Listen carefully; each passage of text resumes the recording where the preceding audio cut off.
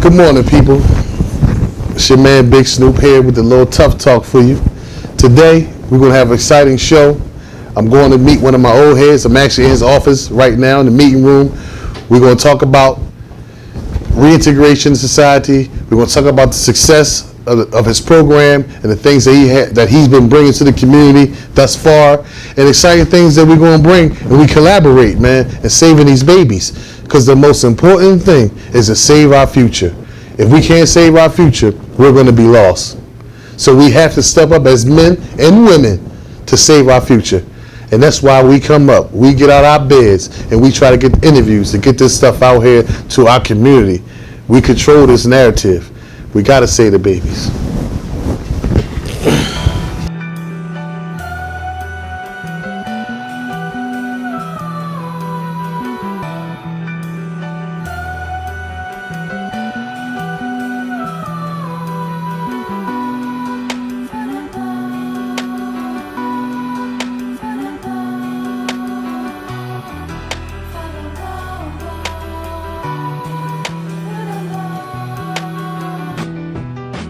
Welcome to another episode of Tough Talk.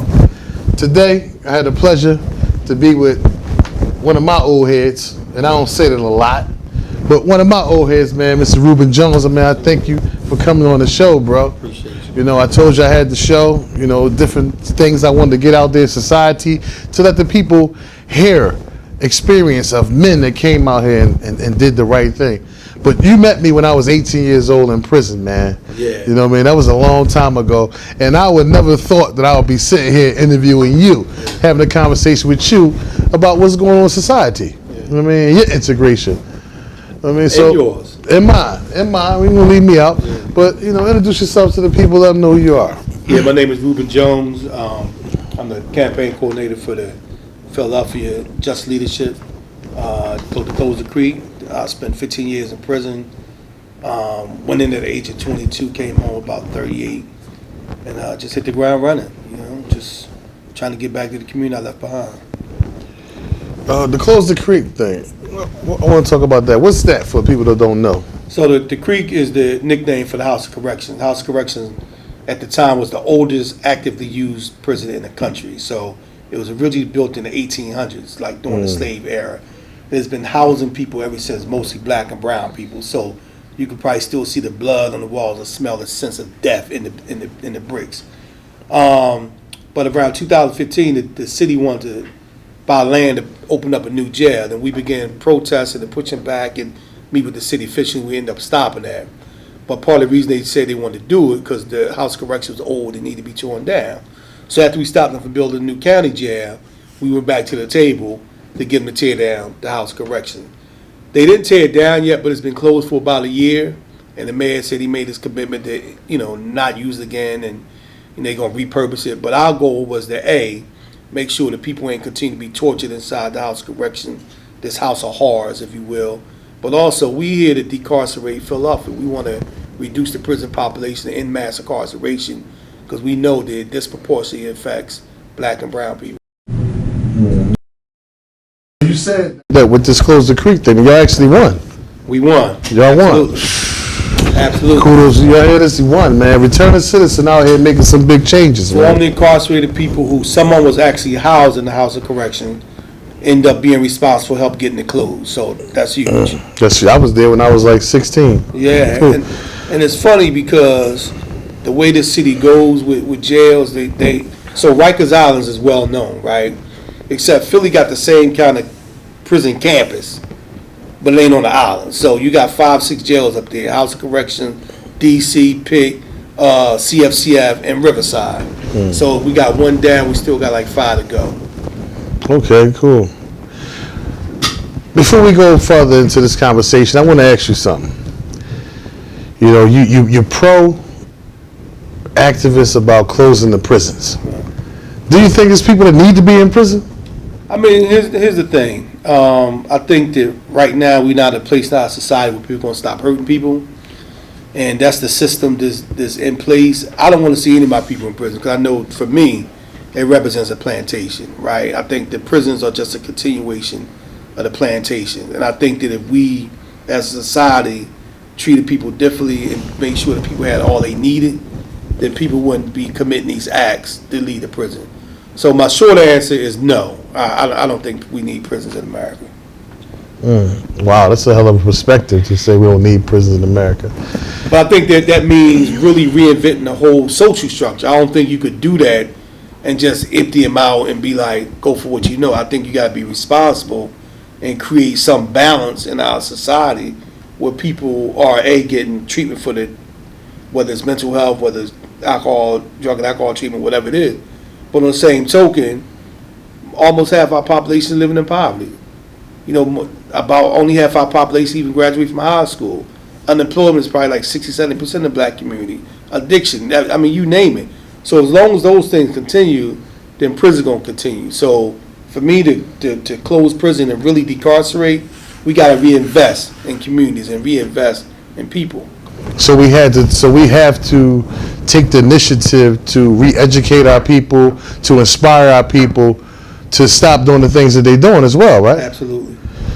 Because I have a different perspective, but I mean, I understand where you're coming from, because you're coming from it from a holistic point of view.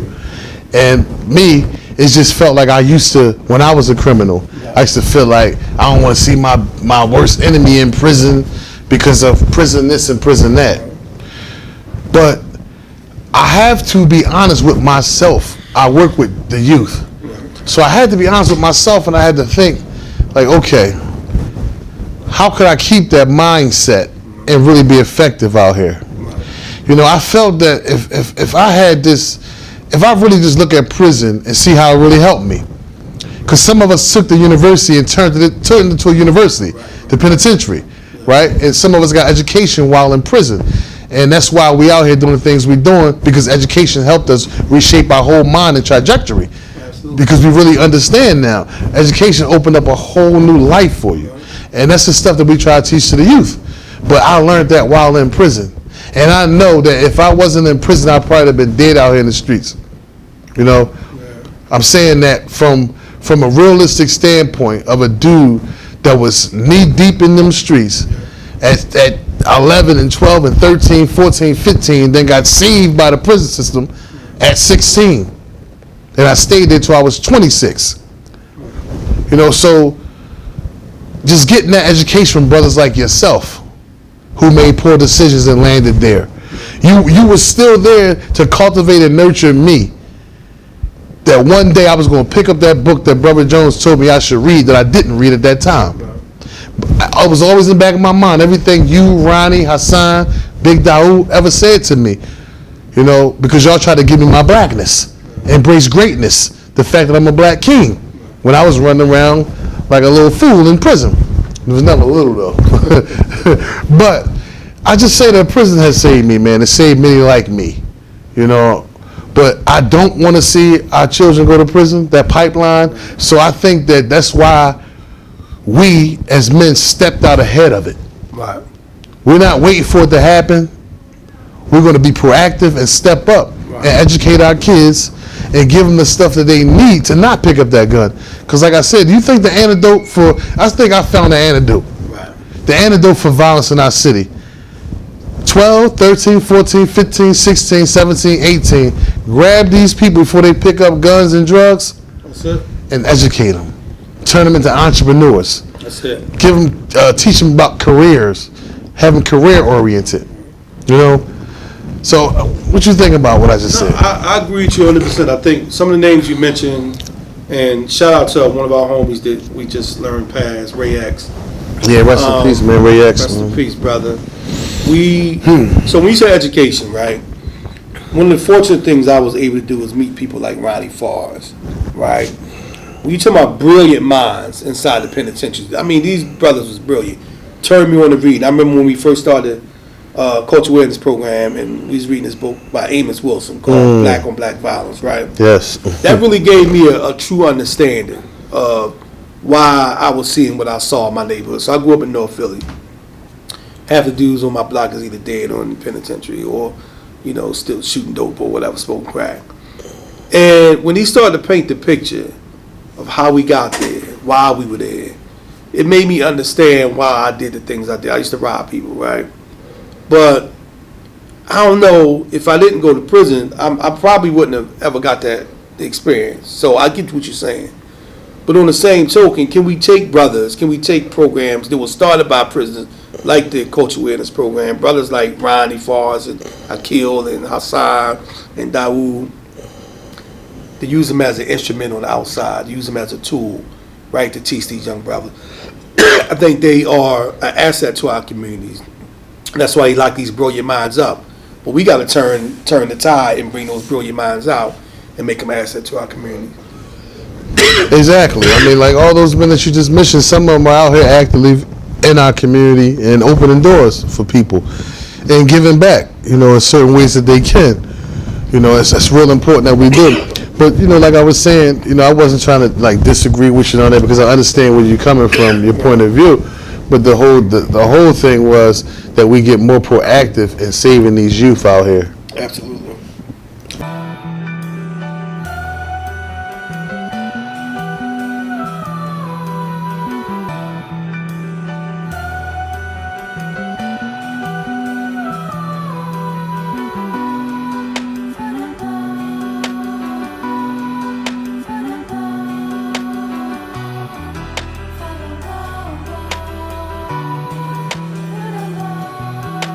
Yeah, my man, had to go get something to drink, man. We have a deep conversation here, man. I don't know if it's tears or tears of joy. Hey. You know what I mean? But I want to talk about for the families of incarcerated people, men and women, because we have them both.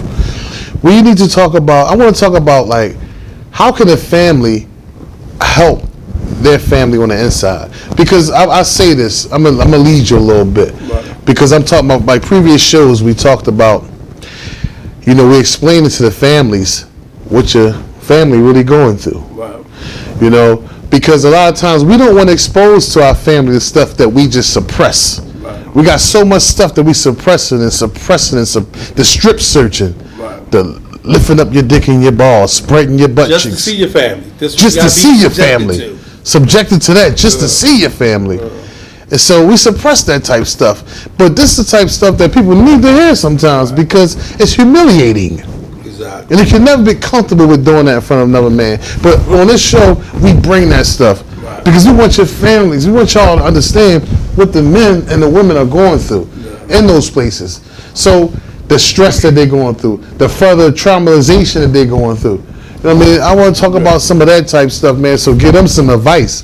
And then let them know a little about your integration and how you came to where you at now. That's Center City.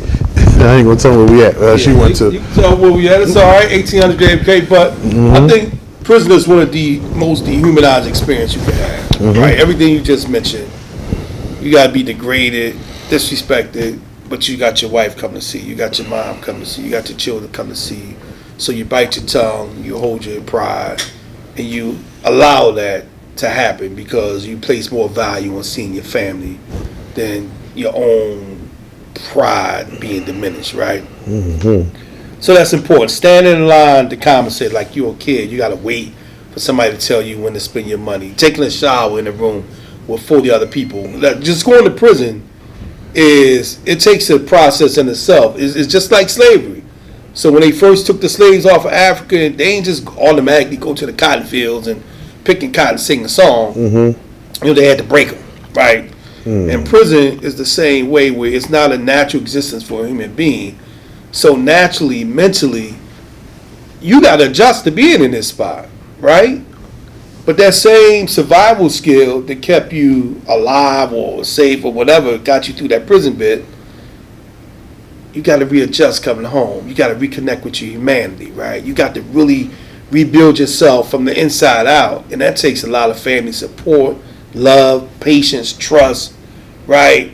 Because that's not an easy path to travel, right? You come back out where you stigmatized, people looking at you, oh, you're an ex-convict, you're a prisoner, whatever. We just talking about the job situation earlier.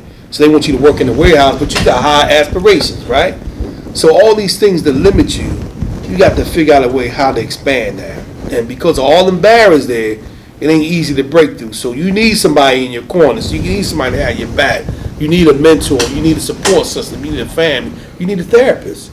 Because you got to unpack all that shit you just experienced and just put it in a natural way, whether it's in a relationship, whether it's on the job, whether it's out here organizing, advocating for other people, whether it's for prison issues or for policy change. I mean to cut you off, but I want to ask you something. You know, you just mentioned the thing. I had a sister contact me through my producer, and she wanted to talk about, you know, she wanted to have a men focus group. Right. How do you think that can be effective, or that will happen? Could you see that happening? A men's focus group? Yeah. Talking about what? The prison experience? Yeah, like us coming together, having this conversation, like debriefing. I think it got some benefit. I think that, you know, when I first came home, I was going to a group. I don't know if you know Mr. William Goldsby. No. He's a real OG. He runs a group called Reconstruction Inc. Hakeem. You know Hakeem? Okay. So they used to run this program. It was a support group every Monday night. I was still in the halfway house. And I used to go every Monday night. I got the race to get back to the beat curfew at halfway house. Just because there was other men and women who was coming home, learn how to adjust. So we kind of learned from each other. It was almost like an AA meeting, but it was for people coming home. Cameron, when Cameron was working at the prison side, he used to run a support group, and I think they was meeting like once a month. And brothers and sisters come and they can talk about what they deal with, or ask questions of what about this and what about that. So it created kind of a camaraderie where people could kind of help each other. Plus you had people in the room who was, you know, a little bit more advanced, a little bit more expert that could help guide you too. So I do think it has benefits, but I think it's definitely got to be led by somebody that's formerly incarcerated. It's definitely got to be focused on addressing their issues and not like some agenda to say, here's what I want you to do. Like, people got to come to the table and say, here's what I need. You get what I'm saying? So, Exactly. yeah. Yeah, I like that idea. I never knew there was something in place like that. That was a good thing that they did. You know, that's something that really needs to keep going. But this show here, you know, that's why I want to like network with different people, because there's people watching and guys calling in, giving jobs to people that was the guests. Right. You know, so it's opportunities here, and it's also opportunities for networking. You know, and coming together, because once we come together and we open up to the world and let them know what's going on inside of us, it's like a relief. You know, and just be able to come here and feel free and have that tough talk, that conversation, and let it all down, let your hair down. You know, So I got a leaky eye, so forgive me if you see that. So our comrade Bobby, right? We talk every day about the need for therapy, and he found this group called Black Men Heal, right? I hope you get him on the show. They offer 8 free sessions of therapy for black men to unpack, you know, whatever they experience as well, especially coming out of prison. And I can't reveal the brother's name, but one of the brothers that, you know, was connected to us through Bobby, he shared something that was real profound. And he said that, listen, you know, when I was in prison, I think he did like 25, 30 years. He said, when I was in prison, I did everything. I read, I took the programs, I studied, I worked with myself. I had family, I did all this stuff. And I thought I was ready. When I came home, the reality hit me. And all this became overwhelming. And he was struggling. But he was honest and he was vulnerable. And that was a powerful moment for us to really recognize that brothers do need help. Now, they might not all share it, you know, except maybe with their wife or with their closest homie or whatever. But, you know, a lot of, especially if you've been down for 25, 30, 35, 40 years, that's a lot. A lot of time. And then to kind of like take it off like it's a coat and start over from scratch. And just look at the years. I mean, look at what's technology done boom. Technology. While you was in prison, like it's like crazy. Internet didn't exist. Smartphones didn't exist. You know, so we're in a whole different world, and it takes a lot of whole neighborhoods don't exist. I know dudes that grew up down Richard Allen. Richard Allen don't even exist no more. Exactly. Right. So we need some help to make that successful transition. And a lot of it's going to be psychological, man, and sometimes that means professional help. But I know in the black community we got that stigma against like professional help and therapy and those kinds of things. But you know, I recommend that anybody that's coming out, you did a long bid, even if you did a county bid. But the reality is it's an unnatural environment, man, and you need help to make that transition. Exactly, and that mental health thing, a lot of people, they don't look at that and think it's important. They don't think that we even been traumatized. Like for a returning citizen to say, I got PTSD, I suffer from PTSD, they wouldn't even understand that. People don't understand that we actually do. Exactly. There's a lot of things that go on in prison that's not natural. Right? Yep. So for us to come out here and now you want to be pro-social, now you have to be a law-abiding citizen that live a life that you never ever lived before. Remember, a lot of us go to jail and we was just street people, never had a job, never made our own bed, never paid the bill. Right. You know what I mean? Never ironed our clothes, never went to the market on our own. I mean, so in there they talk about habilitation. How could you take me back to something I never was in, a state that I was never in, never introduced to? Right. Not used to saying thank you when you do something nice for me, because that's not where I come from. It's about habilitation, teaching people how to live, teaching people how to go about cohabitate in this world. And I think for us returning citizens, it's important that we make this connection amongst each other to give that type of advice to the young brothers coming home, and that will help stop the recidivism rates from being so high. Yeah. Because if we just help each other understand, it's some mental things going on with your son. Right. It's some mental things going on with your daughter. Right. You see, she don't answer the phone, the house phone. If you still got one, you ain't in the bathroom when they go in there with their drawers on. You ain't in the bathroom, they lace in the toilet with toilet paper. What's the other thing? Talk to taking. I know, dude. So if you saw that John about the Central Park guy, I remember when they see us. When they see us, and in one of the scenes, the brother took a shower. He still had his box on, which is like a prison thing. Psychosis, man. It's psychosis, man. And I'm glad you said something about like the children. So when I went to prison, like my girlfriend at the time was pregnant when I went to prison. But I never raised a child. I was in prison his whole life till he's 15. So to come home and try to be a father, to come home and get into a relationship with a woman who may have children, it's difficult. Where you learn that from? Where you learn that from? You know what I mean? Exactly. So that's why I always say I suffer from a developmental deficit. Because a lot of us didn't have that process of growing to be a man out here in society. We didn't have it. We didn't, there's no book written for that stuff. So we had to learn it. So we got taken away from society and had to live in prison and learn how to live and cope in prison with no semblance of societal responsibility, except the cable bill that they take out your stuff that you don't even recognize. And see, that's the falsehood of the prison. You said habilitation. I like how you broke it down. Habilitation versus rehabilitation, right? How about we teach? How about we habilitate? So that's why what you're doing is so important, because there's a lot of young brothers that look up to you, that respect you. So your word gonna carry a lot of weight. So when you showing them it's a different way, we take stuff for granted, man. Don't assume that every young brother out there know that there's a different way. If all he's been shown is the street light, you get what I'm saying? Exactly. So this is a way that you start to show them, nah, you could be an upstanding black man who stand for something, who believe in something, and you ain't got to be on the corner to do it. You get what I'm saying? Exactly. And even if you is on the corner, if that's your choosing, you can still benefit your community, right? You can still take care of your children.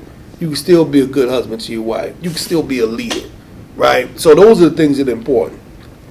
Exactly. That's why they need us to stand up and be that beacon of light, and show them that we breaking down barriers. I got a Steve Gotzler. You're not familiar with Steve? He was a white man, went to prison a lot of times in his life. Did 21 years, came home, became a lawyer. Right. Went to Rutgers University and graduated. Right. And these are the type of people we bring on the show to give hope, right. Because it's hopelessness. Because when you talk to the kids, they don't know how to set goals. Right. Even some grown men don't know how to set goals. Some grown women don't know how to set goals. Exactly. So let alone a child. So the thing is to be the change they want to see. I mean, be the change that you want to see. My fault. So because they watching us. They watching. They watching us. Every day, every minute. So we can show them what's possible. I mean, that's why we got this platform, to show them what's possible. It's possible to come home after doing 15 years and work on 1800 JFK, to have your own office and give people opportunities. It's possible. And change policy. and change Change policy law. and shut close down jails. prisons There you go. that you once was a consumer of. Come on, man. How real is that? Jonesy, man, thanks for coming on the show, man, having this conversation with me, man. Tune in, man, to another episode of Tough Talk. My man, Jonesy. We doing our thing out here, man. Get Shout out with to us. Big Snoop. Thanks, y'all. You want to say anything before we close out? Yeah, just, again, just rest in peace to our comrade and homie, Ray X, and all the brothers that came home that's leading the way. Ronnie Fars, Hassan, Cameron, Bobby. Like, really, those are the soldiers and those are the leaders that our communities need to be upholding. So, Big Snoop setting an example. So, like I said, those brothers, they're asset. Use them. Put them in the community. Ricky Rolex, my partner, shout out. We just opened up a new school. Okay. We're Talk breaking about that. barriers. We got 2 buildings, bro. Right. 4 floors in this building, 4 floors in that building. 16th and Popular. That's what's up. A school, no more academy, man. Send your kids, sign up. See what I'm talking about? You know what I mean? Visionary. Teaching the children, financial literacy, job readiness, computer coding, the camera stuff. We got our own talk show, talking with the teens. Visionary. So it's a lot of stuff, man, we bringing out here, man. Thanks for tuning in to another episode of Tough Talk, man. Signing out. That's amazing, man.